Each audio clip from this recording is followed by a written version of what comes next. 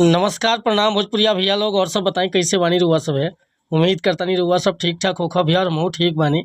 2-3 दिन से वीडियो ना डालती भैया तनी लाइट के प्रॉब्लम लगा में लाइट ना देत लो आनी तूफान की वजह से। आज बहुत बढ़िया मैटर लेके उपस्थित बानी आप सबके बीच में भोजपुरी लव सॉन्ग।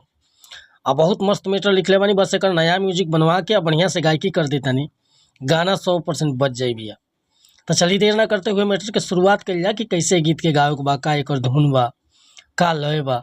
लेकिन वीडियो स्टार्ट कर से पहले भैया एगो बात बतावल चाह, रउआ अगर नया सिंगर बानी आ सिंगिंग में इंटरेस्ट बा, अच्छा मैटर के तलाश में भटकतानी, बढ़िया गीत नहीं खे मिलत, सही तुकबंदी नहीं खे मिलत या मन पसंद के मैटर नहीं खे मिलत, तब भैया अगर हमारा चैनल पर आ गए बन तो सबसे पहले चैनल के सब्सक्राइब कर ली, बेल आइकन प्रेस कर ली।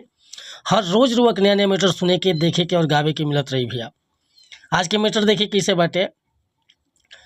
एगो लड़का कहत हटे, अरे फिगर तो हर देखी हमर मन मदहोश बा, फिगर तो हर देखी हमर मन मदहोश बा, दोष ना तोहार गोरी जमनिए के दोष बा, दोष ना तोहार गोरी जमनिए के दोष बा, मन कहरे देखत रही ना तनिको होश बा, मन कहरे देखत रही ना तनिको होश बा, दोष ना तोहार गोरी जवनिए के दोष बा।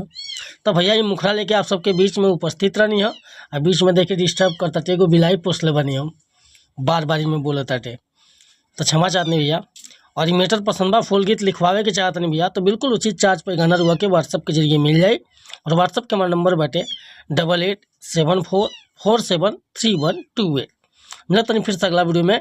अगर कोनो गलती त्रुटि भली तो क्षमा चाहत नहीं भैया। कोनो प्रकार के मैटर लिखवाओ बा, नया म्यूजिक बनवाओ बा, बेहिचक रुआ संपर्क कर सकीले। जय हिंद, जय भारत, जय भोजपुरी।